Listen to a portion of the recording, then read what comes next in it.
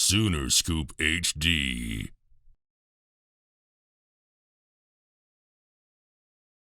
Excited about this week. Had a great Monday practice last night and got a top 20 team in Kansas coming in here. One of our last 3 home games for the season. We got it sitting at 3-3. Got a chance to, to have a strong finish. People are going to remember this team by how we finish. And I think it's incredibly important that this week, like any other week, is virtually the same in regards to what it takes to win and be successful. We're still not where we want to be, obviously. This is a game of improvement, it's a game of development, and we obviously have a long ways to go. Right now, for whatever reason, we haven't been able to get into a good rhythm here the last several weeks as a football team, and certainly individually on each side of the ball. Kicking game has been really pretty solid. That's been the one bright spot. Maybe everybody had it right in the media that we had one preseason all Big 12 player, and it was our punter. So I say that jokingly, but the facts are, that's been the best part, the most consistent part of our team thus far. We got a terrific Kansas team that's playing with a tremendous amount of confidence. Coach Leipold has done a fabulous job at developing his team over the last couple of years. First time that Kansas has been ranked since 2009 last week, and they've won more games this season than they've won the last 12 seasons. So, the offense has been incredibly explosive and efficient, from time of possession to rushing and throwing to converting on third downs. Top 4 in the country in a bunch of categories. They've only given up three sacks on the year. A lot of option principles, lots of movement pre-snap. They do a really good job with their presentation. Both Jalen Daniels and Jason Bean are 2 really good, experienced quarterbacks. Jason Bean has started 16 games and came in and threw for 4 touchdowns and 260 yards. Did a really nice job. Probably a little faster linear speed than Jalen Daniels. Both really excellent threats running the football. Running back Devin Neal averages almost 7 yards a carry. So defensively, they've much improved unit. Play with great effort. Fundamentals very tough. Only allowing 120 yards rushing a game and top 20 in the country in sacks per game, just under 3 sacks a game, and they have a transfer in Miami of Ohio that ranks 5th in the country, Phelps, with 6 sacks. So a huge week for us, another 11 a.m. kickoff, and one that we're looking forward to getting in the win column, and that's our goal. So just like every week, we're going to get everything we got and we'll put it into this game and do our best on Saturday. Starting in the front middle, Eric Bailey. Brent, when we look at your personnel, what's the balance as a coach as playing experienced players who may be making some mistakes versus maybe younger players who you could weather some growing pains? Where do you find that balance of who you're going to play? I don't think it. I think there's no the magic formula. It's just based on what you're seeing in practice. Right now what we're seeing in practice isn't necessarily translating to what we're seeing on game day. So just trying to continue to develop our young guys, and there's some guys that y'all don't know about, maybe have been banged up, that maybe haven't been able to get repetitions, or we're having to move guys at multiple positions, so that stunted their growth. But some of it's because of other injuries. So a guy like Shane Witter, who's a young guy, but he's had, having to have season-ending shoulder surgery. So, we got a bunch of really good young players, and ones that are all in that right there on the fringe, if they're not in the 2 deep. And we need to play more guys. Number one reason is because it's hard to play, week after week after week, and you're taking all the reps. So we've got to be smarter that way in developing our team. Ryan Aber? Yeah, Brent, sort of along those same lines. How do you balance the desire to sort of trust the process and trust your system and stay in that with when things are going the way they've gone the last few weeks, just trying something new to yeah, I mean, again, I would just say this, that you use maybe 20 years of experience, and over a decade of excellence systematically. So the biggest thing is developing, the fundamentals, the understanding, the techniques, helping guys find the football, get off of blocks, take good angles, trust their eyes, trust their responsibility, and then do it over and over and over and over and over and over and over and not get bored with it. So still trying to develop, some of the things that have to be second nature for you as a player so that you're not playing paralyzed, that you can play aggressively and confidently, but technically sound, and I think the fundamentals and your understanding are going to show up under pressure. And right now, those things aren't showing up. You talk about being paralyzed and things like that. Is that what you're seeing when you're talking about the difference between practice and game? Yeah, no, I think it's a little bit of everything. It's not just, what do I do? It's do I have the discipline to do it? Right here and now, in this moment. So, but again, as I said, after the game, I know y'all have access to anytime I'm behind a mic, right? I'm asking, do y'all have access to, like last night's coaches show, for example? You watch that? I haven't yet. Okay. That's a good source of information, though, right? I'm guessing.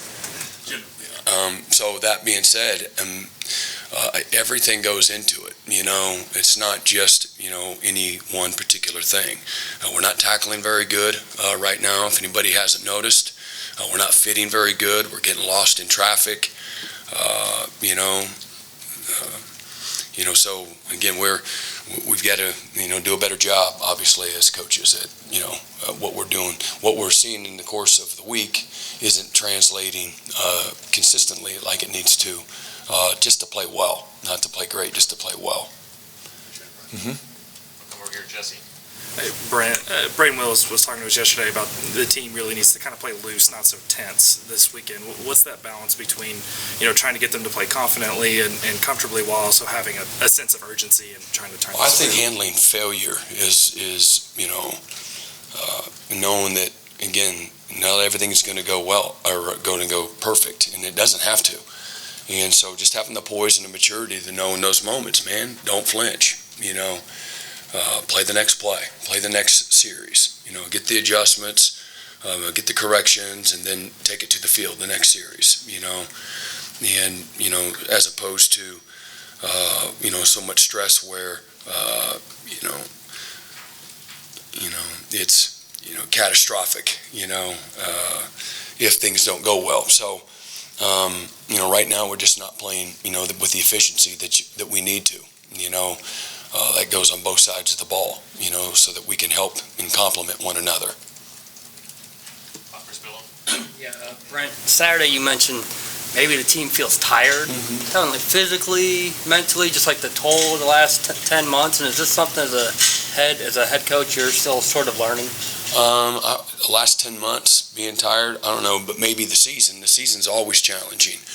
And so mentally and physically, whether you're winning a whole bunch of games, as the season goes on, the air gets thinner. It gets harder, not easier. And no matter whether you're being successful or you're not being successful, it gets harder. You know why it gets harder? I'm asking, do you know why it gets harder? Day-to-day grind. Yeah, the day-to-day grind. It's hard to show up every day and do the mundane. And doing it every single day over and over and over and over. And you do it to a point where you can't get it wrong. And that's a very hard place to get to. And you would do that, you would have that same purpose and that same intent, whether you're undefeated or, again, you're not having the success that you want. That's the formula that it takes. It's as simple as hard work, commitment, consistency, handling the success, handling the failure, putting the work in every single day, one day at a time. So, you're always, right, we're getting ready to have a bye week after this week. Why do you have bye weeks? Why you used to have 2 bye weeks built in. Why did we do that for so many years, forever?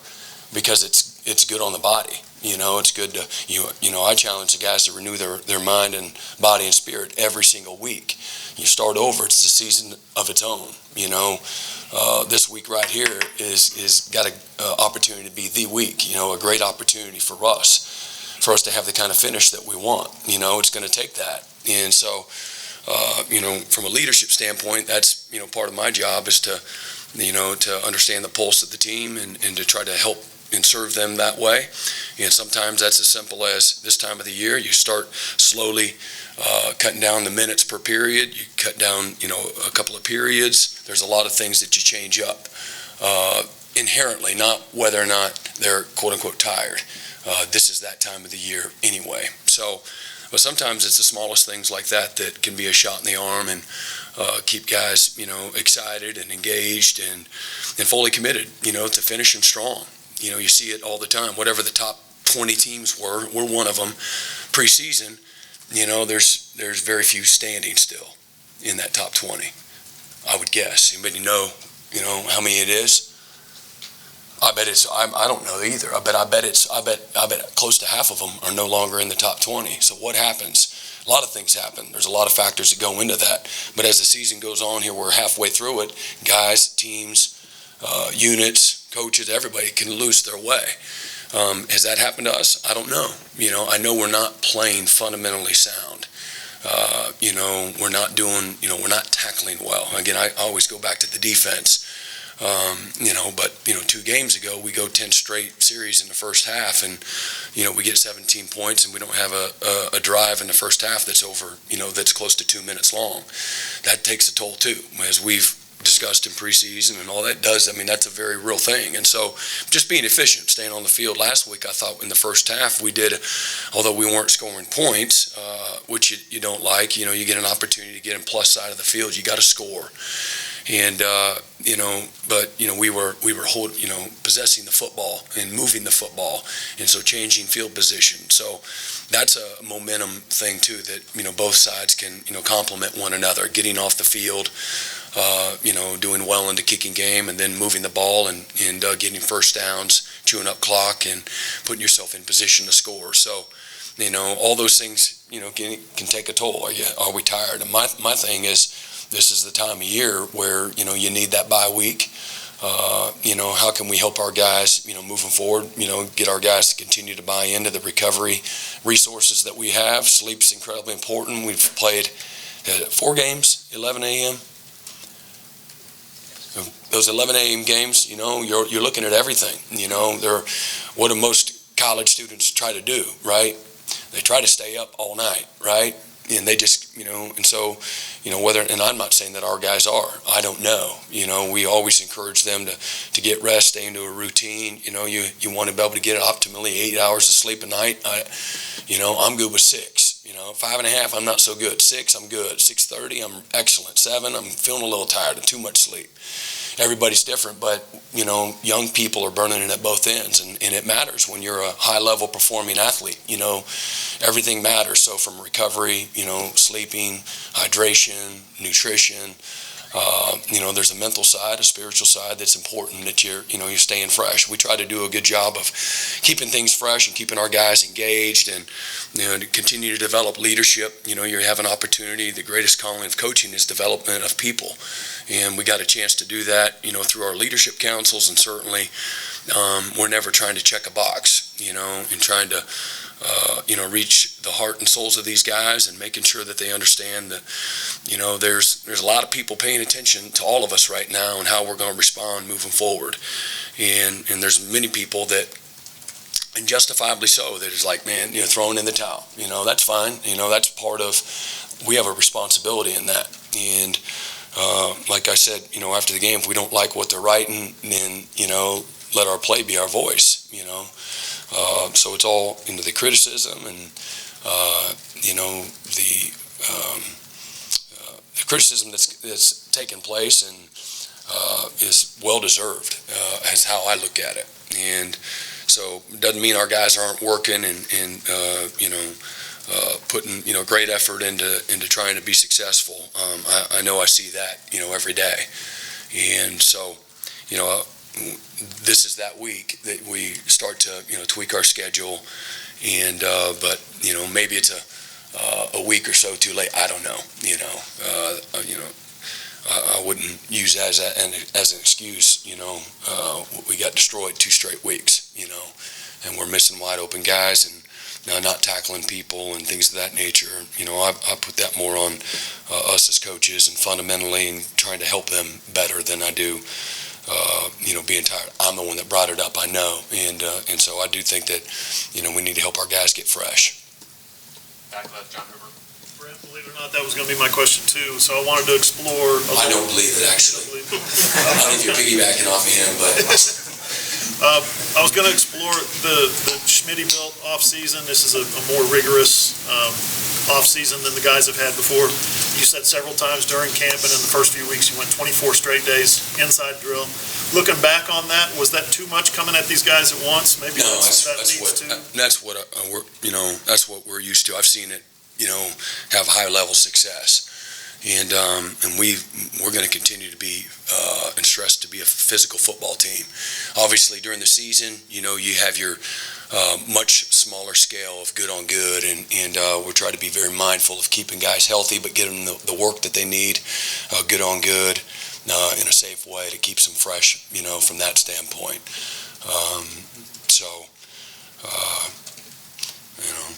No, I don't think it has anything to do with. I'm digging my feet in here, my cleats in the ground, but I feel very confidently about that. That's not abnormal to what might be abnormal for other guys, on staff or on the team, but it's not abnormal for me. You got to practice tough to play tough, and we're not as tough as we need to be right now, and that's that's on us as coaches, and it's not. I'm not pointing a finger at anybody. We just got to continue to develop that. And so hopefully over time we'll get there. Right side, Gary Niemiec. What have you got, about 1,000 ideas, suggestions since Saturday? I take it you're probably getting bombarded with. Other than my wife, nobody else gives me suggestions. Some random person found my phone number, and he did make a suggestion, but he didn't answer back after I reached back out to him. So, yeah, interesting. I would have been curious to see what the suggestion was. Having said that, here's mine, and you can do with it what you want. Yeah. But I was thinking about this. You thought about having another set of eyes on practice, on film, and or for your sake, just as a head coach. And I'm thinking about Bob. Think about a guy that you know pretty well, who's available to you if you need him. Program guy, as he's now known, right? What about that? Just as another set of successful, established eyes on what's going on right now. Well, I'm certainly not. You can only have so many guys, in your staff, what your budget will allow. Yeah, you're always looking for that, nonstop. So that's what the out of season's for. To address anything that you feel like needs to be addressed, but. The bottom line is this: we're not right now. We're not playing good like we need to, and there's a lot of reasons for that. And I got a very clear vision for that. Some of which I've shared, some of which I won't share. And bottom line is we got to do a better job.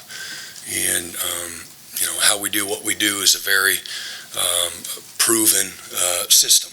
In how we practice, how we train, how we meet, how we correct. All of those things. So I feel very good about that. It wasn't meant as a replacement. No, right, sure. In addition to. Absolutely. Right. I have a lot of wisdom, a lot of guys that have had a lot of success where they've been. I've got old guys, young guys, everything in between. I certainly would never be. I'm always, if anybody were to stand up here and be willing to be transparent and honest, they would tell you that one of my qualities is willing to listen. And certainly, you can't, you listen to everybody and then you evaluate what you want to, apply, use those suggestions and whatnot. So, I'm digging my feet in with y'all, but with my staff, again, wise men learn from others. I've always been, open to better ways and things of that nature. Barry? Yeah, Brent, around the league, we've had at least 4 teams that performed at a high level when they had to go to their backup quarterback. Kansas, one of them. All 4 of them were guys that had played before at that school. Is that part of your problem? Is that your quarterback room is Brent, you got nobody that was here last year. Is that part of the problem with why you weren't able to function? I mean, I'm not going to be the one that says that. Y'all were here. You know who those quarterbacks are. They're not here, so you got to start over. One of them was here in the spring, and then Nick Evers, who's just got out of high school, was here, and he's done a nice job. Like most freshmen, they come in, and there's more bad days than there are good days for freshmen. And then you're a quarterback, and that's a whole nother, that's a whole nother animal. But here, as of late, Nick's been doing well, and I use the place I use as an evaluation time is just when he's gone against other freshmen in some of our scrimmage time that we set aside each week. Just 3 or 4 series. But he's done some good things there in that setting. But otherwise, Davis and General both got here, this summer. Of course, we can't work with them really in the summer until fall camp. So that's not ideal. That's not ideal. But we got to make the best of it. Is it going to be more with the way quarterbacks have become so transient with the transfer portal? I just don't think it has to be that way. You mean they don't have to be transient? Right, and I think we understand why things took place here in that regard. And I'm not writing the stories, and I'm not even pointing fingers. I'm just we made a move with a freshman a year ago, and the other guys decided to go elsewhere.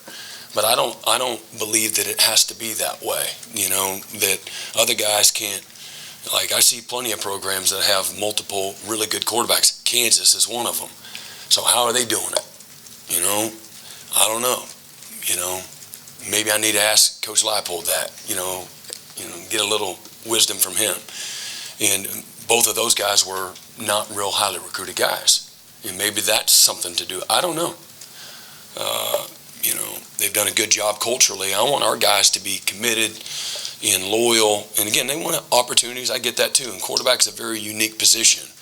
But I want guys to love their experience so much and feel a sense of loyalty that making a decision like that is incredibly, incredibly difficult. Not an easy, transient. I don't want a transactional program. And losing 4 guys at once is that's pretty much unheard of, right? Who else has that happened to? I don't know. I don't know. But just paying attention to, I love college football. You don't see that much. And you see the guy like at Georgia that I think he walked on and then eventually got put on, but he had all these other, and there's still a whole bunch of good quarterbacks on that roster. And yet he's the guy. And somehow he kind of stuck with it rather, and had some stick-to-itness, and he became the guy and hadn't let it go. And so that's what you want to recruit to that and develop that. And again, we had to figure that out in a very small amount of time. And I think, to be honest, we didn't get the kind of once we got Dylan, we didn't get the kind of reception because of maybe his success where he was.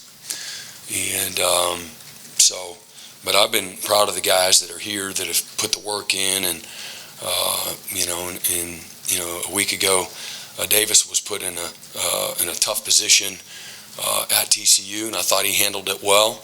And at times he did some really good things last week, and like the rest of the team and the staff, there's times that you wish you could get that play back. Okay, let's go to James Hale. Brent, you run 2 different defenses, or at least it looks like it. Early in the year, you're getting great production out of your defensive ends, defensive tackles. Lately, you haven't been. It looks like you're running a 3-man front lately. Does that have anything to do with production, with what your guys are doing, in your opinion, or is it a lot more different things than that? What would we run the first week? You remember? 4-3. What would we run the second week? 4-man front. What would we run the third week? I think a 4-man front, or a lot of it. 4-man front. Yeah, it was all 3 there in that game. Who we played week 3? Nebraska. So we sacked them pretty good, and we stopped the run. out of that. And I played well together as a team too, right? We got the ball. What did we do when we got the ball? Move the ball. We moved the ball. We scored, and that's complementary football. But we stopped the run out of it. And then what did we play against Kansas State? 3-9. All four man. And any sacks that week? No. Yeah, not very much production that week. And so again, and we've always have our sub package. You know, we carry it in every single game I've ever coached. The 3-man. And so the 3-man actually a couple of years ago led the country in defense in the 3-man. Iowa State has been the best defense in this league the last 5 years, year in and year out over that period of time. I think Oklahoma State and Baylor were substantially better a year ago than they had been in the past. And you know, Iowa State's the one that's played really consistent defense in that system. And so again, I think it's still being physical with whatever system. You know, you're going to get to 4-man principles. You're still just playing one gap. You're not playing. We're not two-gapping people out of that. So you're still on edges. At times you slide guys inside, but you've got outside pressure and things of that nature. So sometimes it looks really good, and when you're losing and you're not stopping the run, don't look so good. So. But we're trying to help guys. There's lots of reasons. Maybe we can talk about it in the out of season. But you're trying to, like every single week, you're trying to protect weaknesses and play to your strengths, and then sometimes it's the lesser of two evils. So, but right now, none of it's any good. What our expectations are. Cliff Brown on the right.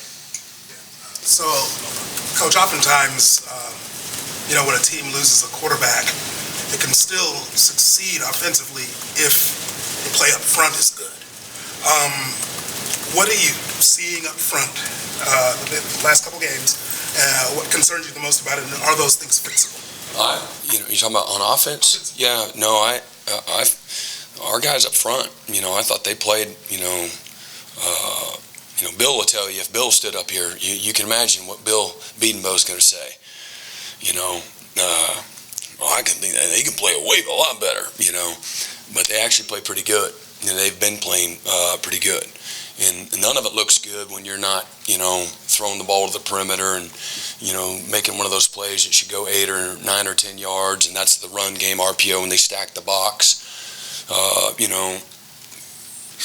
When you're not making, the easy pitch and catches, people can start pinning their ears back and making it harder for you, up front. So our guys have been targeting people. They've been moving people. We need to finish better on that second and the third level. That's an area that,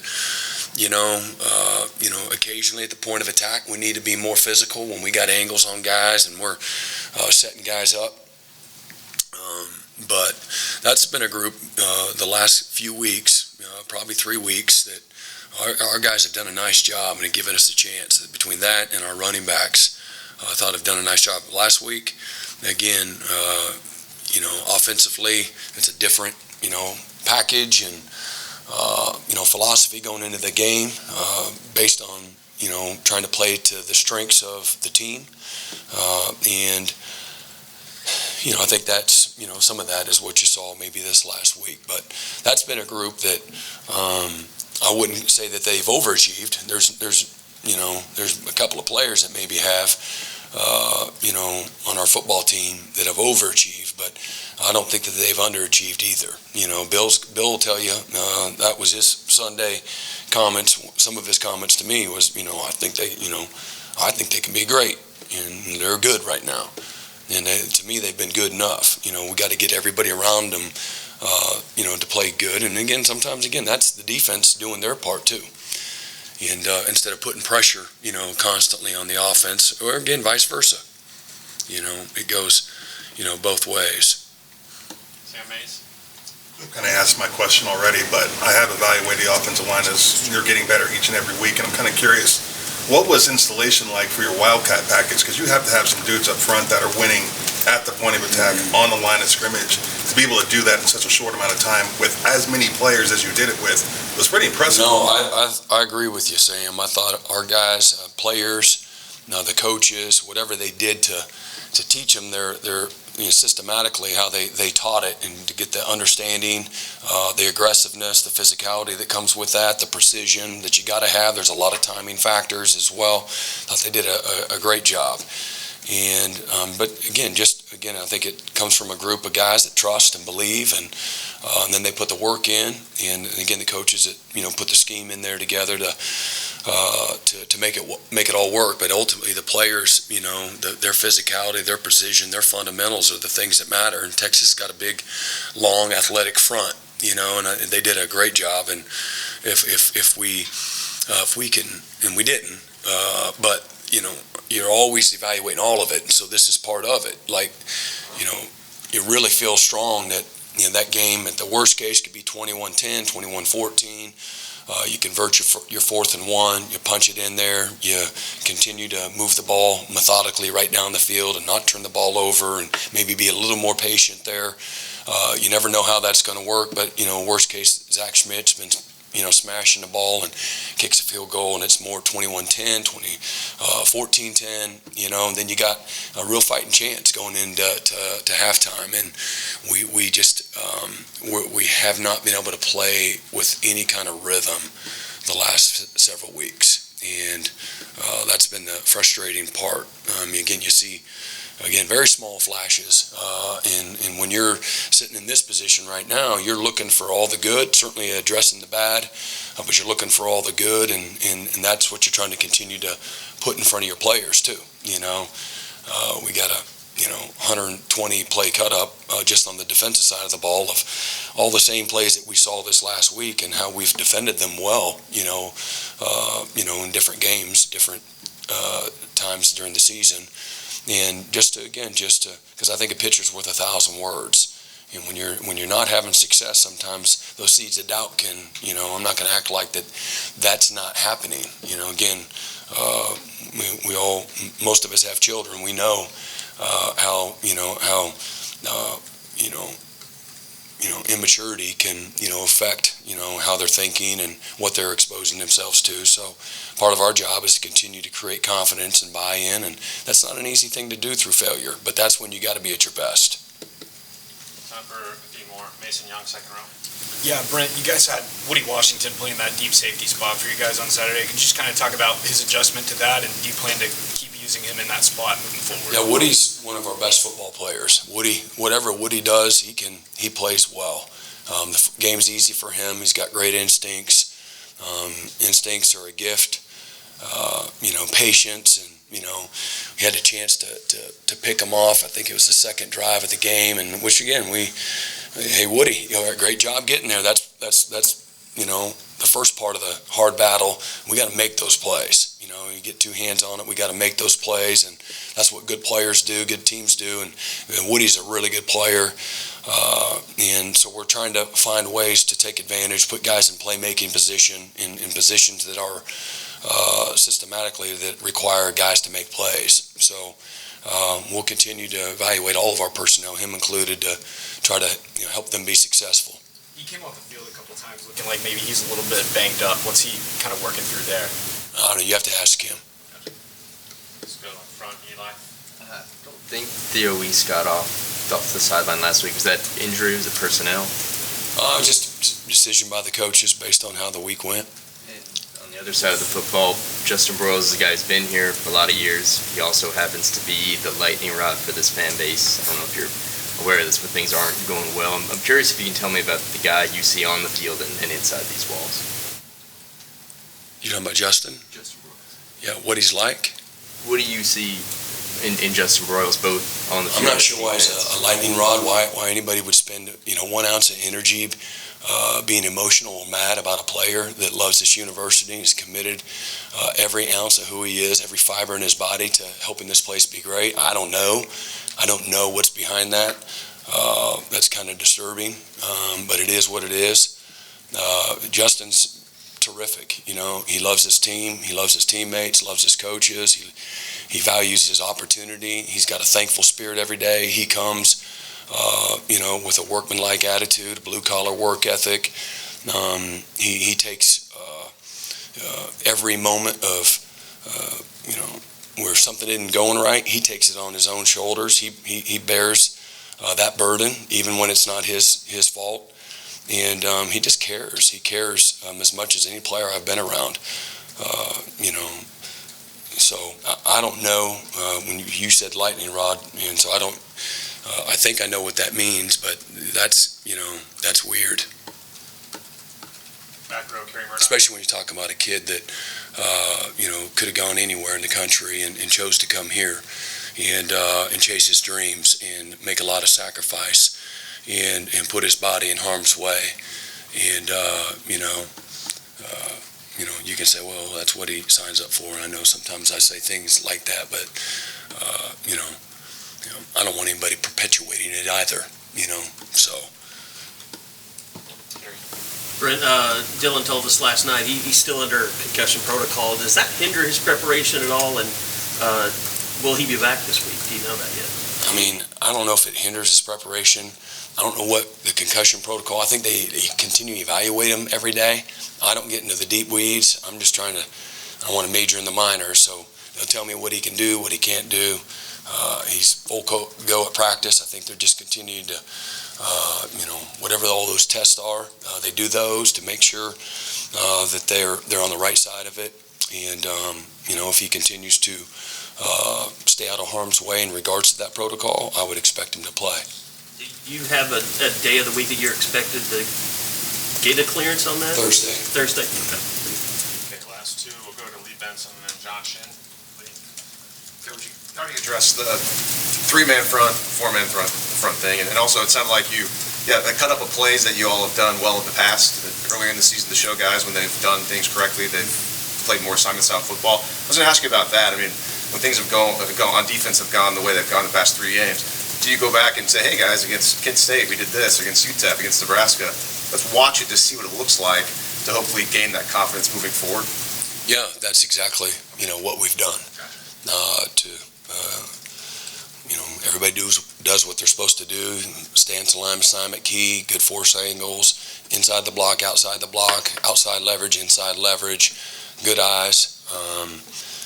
Here's the result. So when we don't do some of those things, here's also the result. So just helping our guys just learn and grow, mature within, our systems. Back row, John. Brent, you mentioned not getting first downs and kind of being an overall issue. One thing it kind of seemed like on Saturday and all season, when you're going up tempo and you're not getting first downs, that can really be a problem. Has there been any thoughts of kind of maybe coming up with different speeds for that offense throughout this year? They do have different speeds, and what we need to, the focus though is to get first downs, and I say that that's Captain Obvious here, but it can be a burden. So at what point do you play slow down, right? And again, I'm playing the devil's advocate, and I know Jeff doesn't really care about what everybody else thinks, quote unquote. But then all of a sudden you slow it down. No, we're not. Oh, we don't want to win. I know we're going too slow, right? So anyway, but we do have different tempos, and we got to focus on being more efficient within, our play, catalog and our fundamentals that go along with it, and getting everybody to play together. I think would be a big help to getting those first downs and, staying on the field. Moving the ball, creating field position, create momentum, letting guys get rested and make adjustments, things of that nature, how we're working and help each other. Sooner Scoop HD.